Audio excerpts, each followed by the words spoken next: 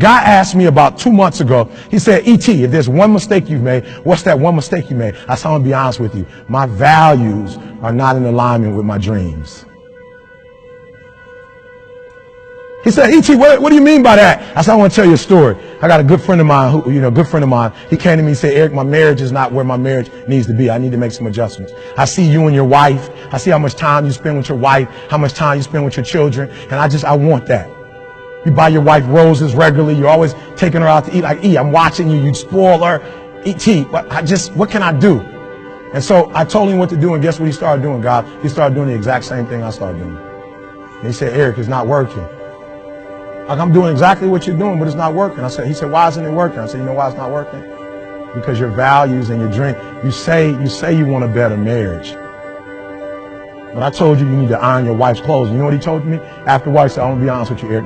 I know you told me to iron, you told me to wash, you told me to cook. But where I come from, he said, I'm going to be honest, Eric. When I do that, I feel like a punk. And I said, that's why you're having a hard time doing it. Because your value system says a man is not supposed to iron. A man is not supposed to cook. A man is not supposed to wash dishes. That's what your value system says. So you're doing one thing, but you're going against your own value system. The reason why I'm having such an easy time washing clothes and cooking and ironing, you know why? Because nothing is as important to me as my marriage. And I would rather be happy. I would rather be happy than to say I ain't no punk. Make me a punk. I want to be a punk.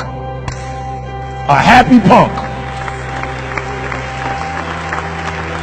For real, no. A friend of mine, he came to my house and I didn't have a mop. And so I was on the ground and I was mopping the floor with a towel. And he says, E.T., the hip hop priest, you're on the ground and you're mopping? I said, yeah. He says, your wife got you whipped. I said, you didn't know. You just found that out. I've been doing a terrible job. I'm sorry. I am whipped. And after 23 years, you should be. And if you're not, it's a problem. So listen to me. There are those of you who said, I want to be a millionaire. I want to be the best at this company, right? But your value system says you believe in sleep more than you believe in grinding.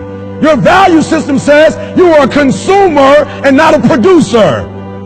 And you're spending more money than you're making. Why? Because you're a consumer, but you're reading all the books and you're saying everything the books are saying. But those books are not in alignment with your values. And if you're going to go to the next level, your values are going to have to change. That's what happened for Eric Thomas. My values about learning change. I realized that information changes situations. And so I'd rather buy a book than buy a house. Because if I buy a book, I can buy several homes. If I buy a home and I don't have the right information, guys, for real, okay, I'm leaving you with this. This is crazy. Can I be honest with you guys? You could burn my house down and it wouldn't bother me. Well, how do I know? I had a home that a tornado tore down in Alabama. It didn't bother me. Why? Because we have the blueprints. And they can rebuild it. You can take all my money out the bank. It might hit me. Ooh. If I would tell you my lineup of speaking and our audio book, what we're making every month, we'll be all right. I can make more money. If you take the knowledge out of my head and take the experiences that I've had, I'm broke. I'm nothing. So now I don't just read because I see other people reading and I want to mimic what they're doing. I really believe in reading now. And so all I do when I have time is read. All right, so I got 1:48. I've never done this before, but I'm going to get it done in 1:48. Last one. You got to be obsessed with improvement. Last one. Come on. This was so important because some of the greatest minds are going to be in front of you today. Some people in this room who are not just talking it, they've lived it. But here's the problem. The problem with most people is that you're not obsessed with improvement. You're obsessed with making money. You're obsessed with taking your business to the next level. And can I be honest with you guys? When you become obsessed with improvement, I will spend more time learning in Australia than I will speaking. I'm going to say it again because you missed it.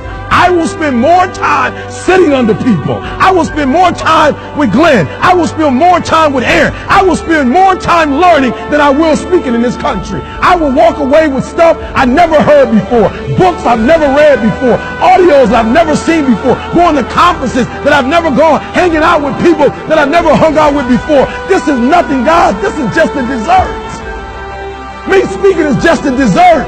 This is just the beginning. I came to Australia to learn. I came to Australia to get an upgrade. And when I go back, my wife will notice a difference. My kids will know a difference. Why? I'm obsessed with improvement. Every day I'm getting better. There are those of you with phones, and every new phone that comes out, you get it. Every upgrade, you get it. Every piece of software, you get it. You are upgrading your technology, and you've not upgraded yourself. You got the same operating system you had since 1995. You don't think any different. You don't speak any different. You're the exact same person you were in 2010. And I challenge you, the final one, I challenge you. I challenge you, the final one, I challenge you. We got 5 seconds, 4 seconds, I challenge you.